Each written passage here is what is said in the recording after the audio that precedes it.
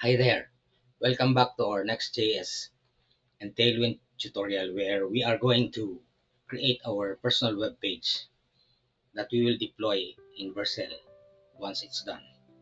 In the last episode, I've shown you how to create a glassmorphic sticky banner by using a div inside a component called main banner. We assigned it classes from Tailwind, particularly sticky, top 0, so that it will stick at the top, and we have made it a flex and a flex call. In this episode, I'm going to display what our flex boxes are. We have assigned it a Z index of 50 so that it will always be on top, and a 98% width. We also have assigned it, by the way, a border of 80. It's the original value. A gray border, rounded, and a backdrop blur of SM. This is the class which will give us the glassmorphism. And then it is the flex box that changes the alignment of the two divs inside our main banner. In this episode, we are going to discuss and use flex boxes. What are flex boxes? They are display properties that are used in CSS in order to lay out your web application such that it becomes device responsive, which means that it will adjust its presentation according to the size of the viewport, whether it's viewed from a cell phone, viewed from a tablet, or an HD display, or a full HD display, or even an ultra HD display. Now in Tailwind, we have sizes, which are also conditions that will check the size of the viewport. We have it in our cheat list. Let me find it for you. So these are the Tailwind classes for checking the sizes of the viewport. So none is usually a cell phone, an SM is a common cell phone, MD is an iPad or a tablet, and then LG is a standard monitor 1024, XL is a full HD, which is 1080p, and 2XL is for ultra HD, which are 4K monitors. So these are actually classes that will check the sizes of the viewport. And remember that Tailwind is mobile first, which means that it will check for the maximum. So it assumes that you are designing your web page first for a mobile device. So when you say SM, it's a condition which checks if the viewport has become larger than a small device. So greater than. If you say MD, it checks if the viewport has become bigger than a tablet. LG for a standard monitor will check. So the condition that is used is to check if it's already greater than. For example, an SM is 767. So it will check if it goes beyond this, and then it will adjust the display property of the flexbox. So that's the technique for making your web page web responsive. You can have grids and flexboxes, but nowadays flexboxes are used for web responsive applications. Now, what's the difference? A grid is a collection of tables and rows, while a flexbox in plain HTML and Tailwind is either a row or a column. So it has a fixed row direction. You can specify it to flex row, which is the default, or you can specify it to flex call. In this example, our main div is a flex call, so that we will have two columns. The first div is the left part, the second div is the right part. Now, in a row direction, items flow horizontally. There's a hidden main axis and a cross axis. The concept of the main axis and the cross axis is important because they are used to justify or align the items. In a row direction, the main axis is the horizontal axis, and the cross axis is the vertical axis. To align items in a row direction, you use justify to align items accordingly. When you say justify center, they will be centered according to the row. And when you say item center, they will be centered according to the hidden vertical axis, which is the cross axis. In a column direction, okay, the main axis is the vertical axis. So we use justify center to justify them vertically. We use item center to justify them horizontally. So now let us proceed to adjusting our web page according to these rules in Flexboxes. We have two divs. So what kind of Flexbox do we need to assign to them? First, let us assign a margin M of 2. Now 2 is not pixels. Remember, we have a cheat sheet. How much is 2? 2 is 8 pixels of margin.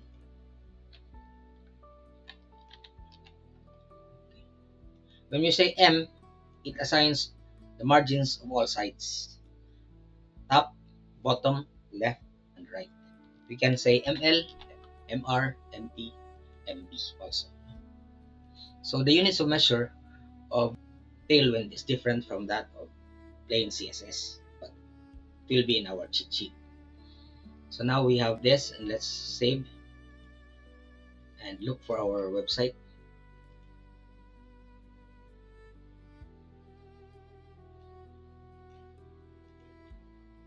There it is. We now have the desired left and right margins.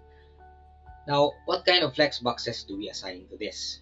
The left part usually is assigned as a row because there's only one component there.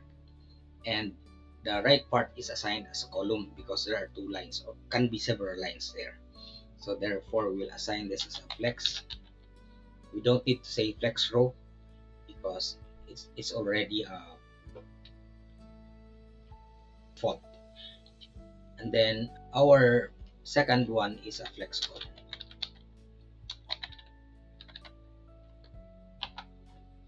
Let's save that. Find out. Now look, our main banner has run short of space. So we can extend it, or we can set this, the height or main div, to be auto, so that it will automatically adjust. So that's a very good facility by Tailwind. So now it adjusts the height. H means height. Now our main task is to center the left part vertically because we are going to put an image here. Since this is a flex row, we are going to use items center to center it vertically. Let's find out. Now it's centered vertically. Just so it's still centered vertically, it's just the size that didn't change. So then now it goes beyond our small viewport. What will happen if it's in the small viewport? It should be centered horizontally. So it's not centered horizontally because we don't have a full width. So we'll assign this a full width. W full.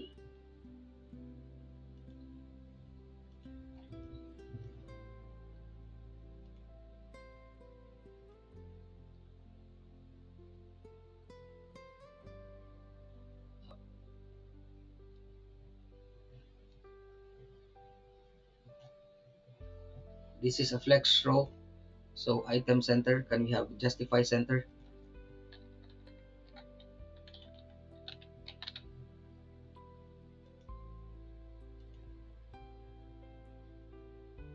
The default is flex row.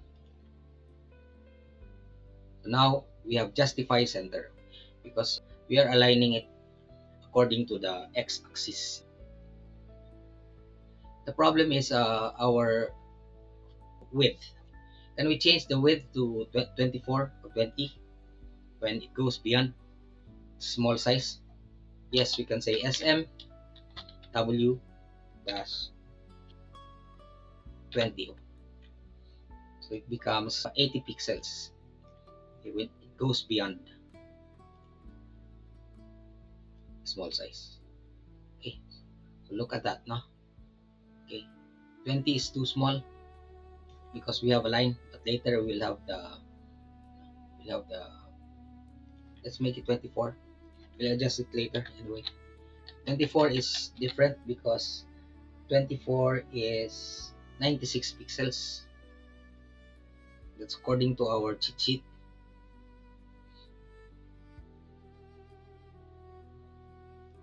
Let's save this.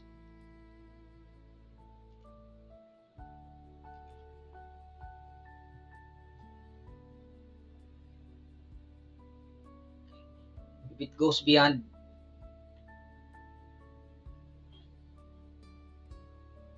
24, it's still small. Okay, but anyway, we'll adjust that later. No? Okay. And then what will we do with our second div? Since it's flex call, initially we want them centered horizontally. So since it's flex call, we are going to use items as center.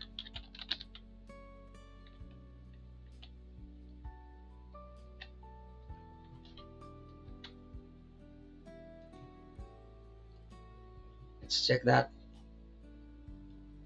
Now it's centered. Now if we move this, it's aligned to the left. We'll give it a full also.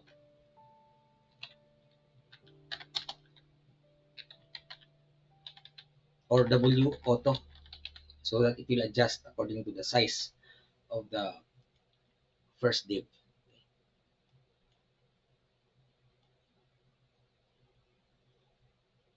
So seem to be working fine. And then now let's attach the image. Now in public images, I have my ID. It's called idpic.jpg. We will use the image tag. I already have it in our cheat list, so to save me from the typing, I'll just copy it.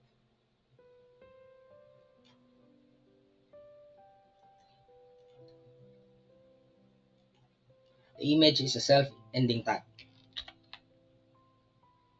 So we'll change this paragraph with an image.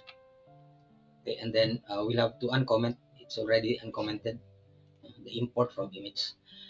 So SRC will automatically look for the file under public because it's defined by the standard path when we installed Next.js.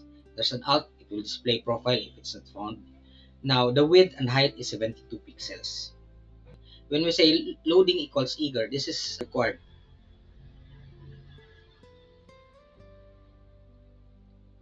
Loading equals eager is required because it will make it a priority for the server to display the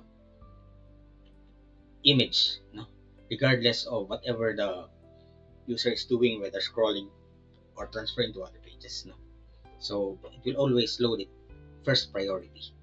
We have assigned it Tailwind classes rounded full, so it becomes rounded. And we have assigned it object cover.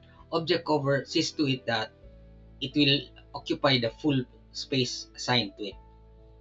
And we have Tailwind classes, the width of 20 and the height of 20. Now we know that this is equivalent to 80 pixels. Now, when you are assigning a class in Tailwind, you have to see to it that the actual width and height fit for the image should be smaller so that it will fit there. Otherwise, you will break the display. So in this case, 80 is bigger than 72, so this is okay. An object cover will see to it that it will fit whatever the user is doing. Now, what we'd like to do is when it extends beyond SM, we'd like our line 1 and part 1 to be aligned to the bottom vertically. So we're going to assign vertically. So this is vertical. So SM justify end, which means it will go to the bottom. So it's there. It works fine. Let's try to change this. So it works fine. It's web responsive. Now let's assign names. Let's make this H1.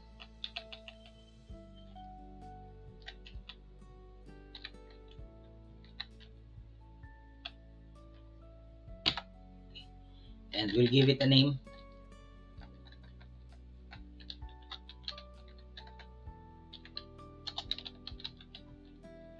And line 2, we'll give it a description.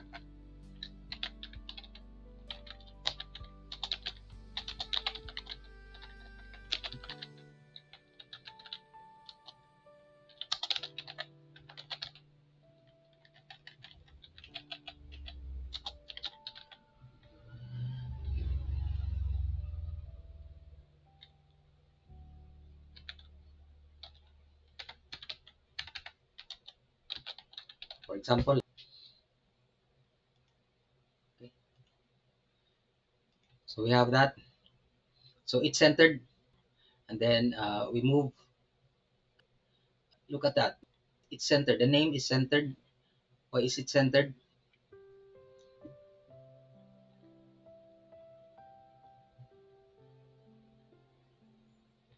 When it becomes bigger, since this is a flex call, we should have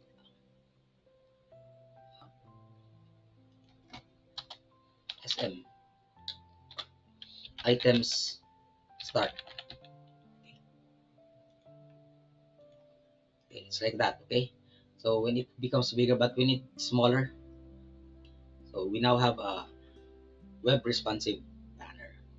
Now let's change the font size and the color, so we can have assign this a class name.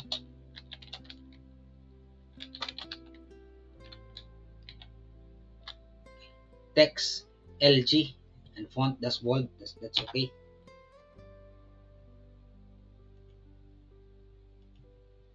Let's check. That's okay. And then the other one, we'll make it smaller. Paragraph, class name,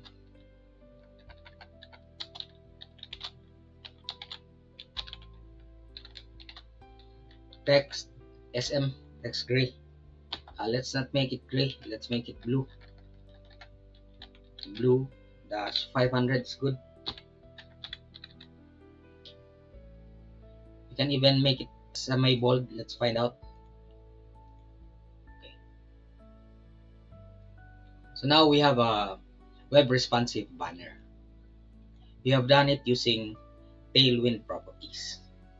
Now in the next video, I'm going to introduce you to React props, so that we will be able to reuse our web page for different values. Like for example, we can pass a name, we can pass a description. So we will be discussing React props in the next episode. Thanks for watching and see you soon.